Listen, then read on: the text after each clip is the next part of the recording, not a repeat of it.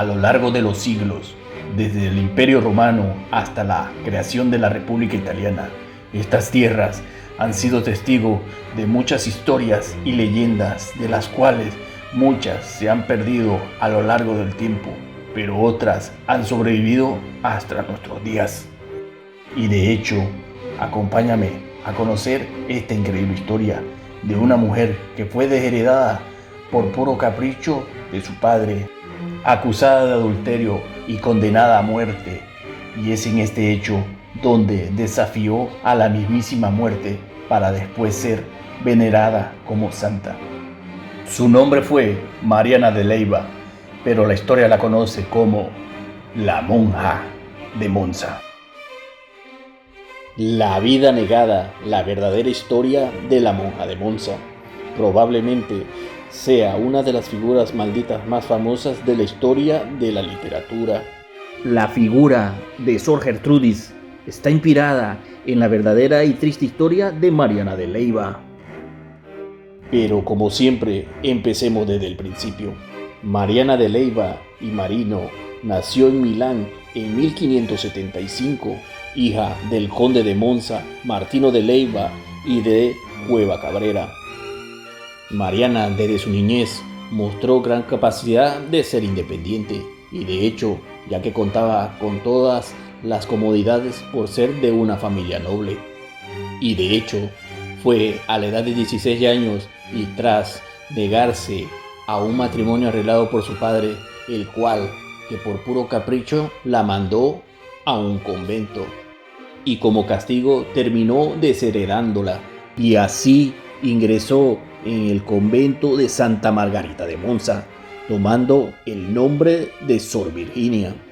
Obviamente, una vocación ciertamente no sentida, sufrida, vivida en los primeros años lejos de la obediencia y de la virginidad. Fue en el año de 1598 cuando la monja conoció a Giampaolo Osio, un joven imprudente y ya autor de muchos crímenes.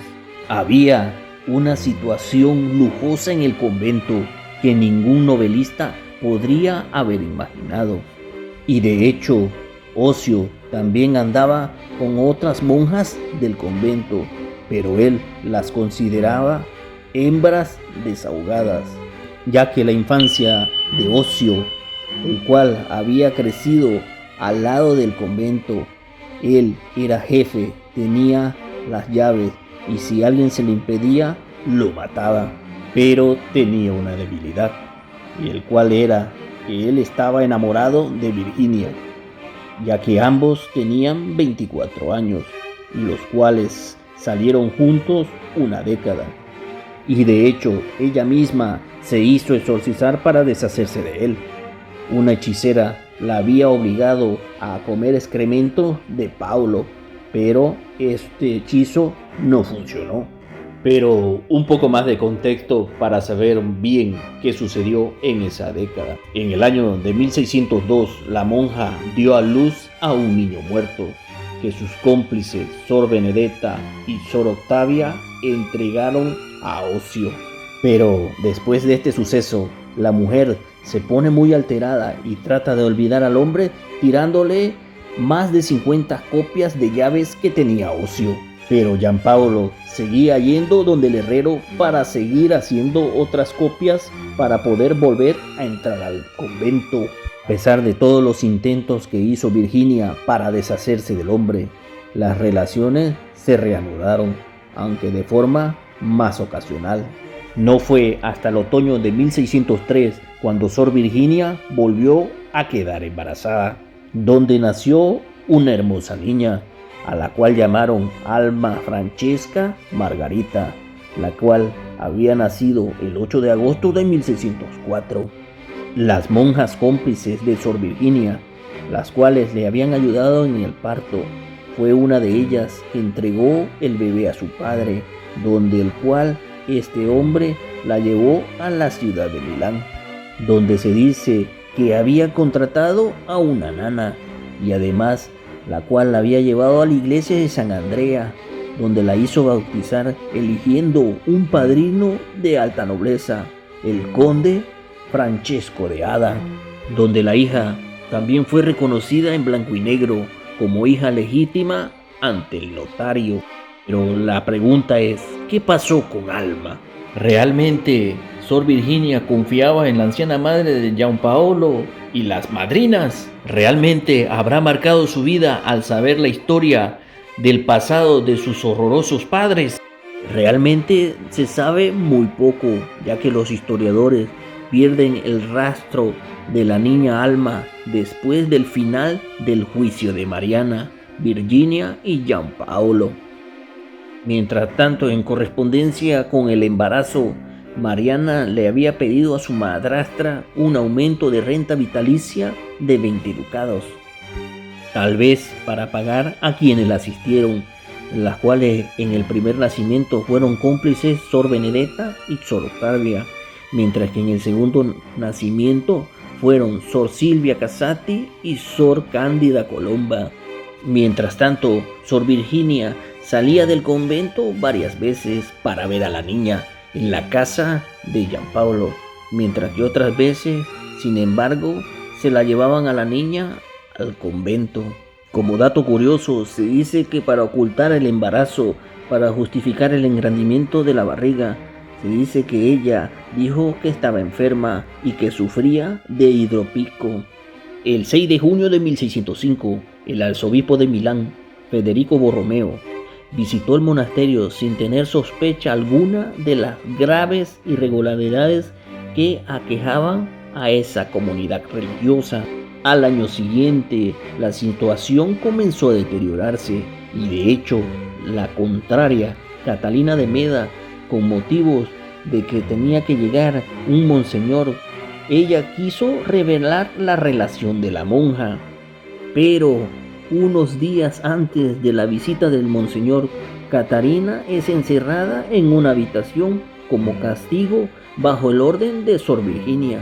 Además de ser visitada por Sor Benedetta, Sor Cándida Colomba, Sor Octavia y Silvia, las cuales acuden para convencerla a que no hable, pero ella no acepta.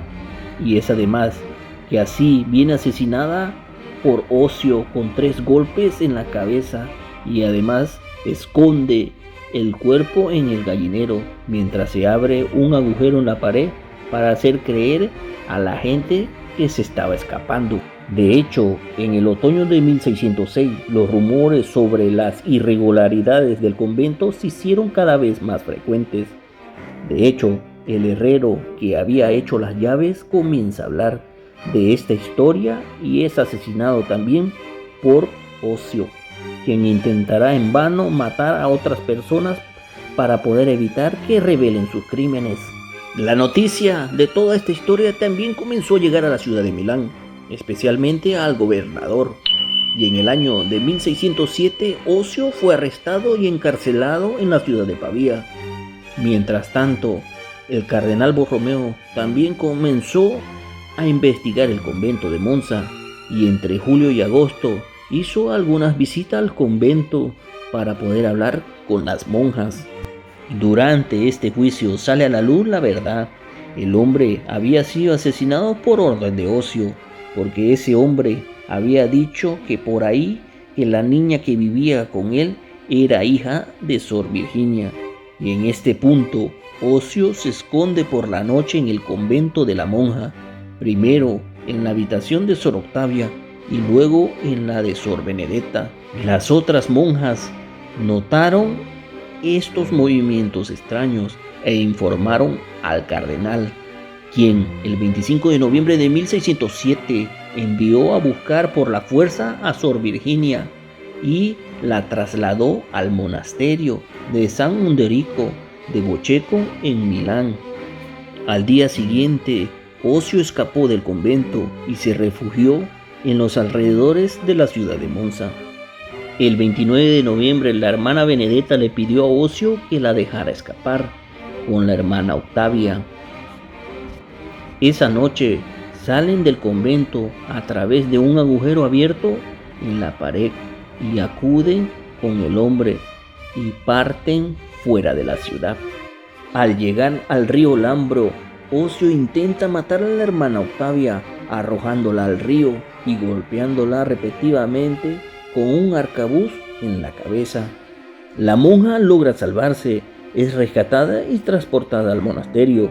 Sin embargo, morirá unos días más tarde a causa de sus heridas, pero aún así logra confesar los crímenes cometidos. En la tarde del día siguiente, Ocio trató de matar a Sor Benedetta arrojándola a un pozo cerca de la ciudad de Mercate. La monja se rompe 2 costillas y un fémur. Ella también es rescatada y transportada al monasterio. Entonces comienza a confesarse. Mientras tanto, la cabeza de Catarina también se encuentra en el pozo y sus restos en la casa de Ocio. La casa de Ocio, a petición del Senado, fue destruida, mientras que el hombre se refugiaba en la ciudad de Venecia. El 22 de diciembre en Milán fue interrogada la hermana Virginia, quien admitió la relación con Giampaolo Ocio y el asesinato de la contraparte, y culpó de todo al hombre. El 25 de febrero, Ocio fue condenado en ausencia a la horca y a la confiscación de todos sus bienes. Pero aquí hay un dato curioso, ya que se dice que hay 2 versiones de su muerte. Según una, fue asesinado a traición por su amigo Taberna, mientras tanto, la otra que había sido decapitado en la ciudad de Monza. El juicio de Sor Virginia comenzó el 27 de noviembre de 1607. La mujer se defiende con la tesis de la nulidad de los votos y argumentando que fuerzas diabólicas habían ejercido una fuerza irreversible sobre ella. El 22 de mayo de 1608, Sor Cándida Colomba confirmó las acusaciones. Más tarde también otras personas también confesaron. El 18 de octubre se leyó la sentencia de culpabilidad de la monja y fue llevada al refugio de los conversos de Santa Valeria para ser encerrada en una celda y amurallada viva. Lo más increíble es que Sor Virginia resiste durante 14 largos años en la oscuridad y soledad, con el único consuelo, un bolso con un rizo de su hija que siempre lleva consigo. Cuando viene absuelta por el cardenal Borromeo, se descubre un fantasma, el cual sale de esos muros, una mujer espantosamente esquelética, semiciega, retorcida por la artritis. Esta noticia empezó a circular por la ciudad de Monza y sus alrededores, donde lo vieron como un señor divino, y así empezaron a venerarla como una santa. Y como dato curioso, se dice que la dama de Monza sobrevivirá durante mucho tiempo, siempre en reclusión, para morir a la edad de 74 años, una edad excepcional para la época, después de una larga vida, pero nunca vivida plenamente.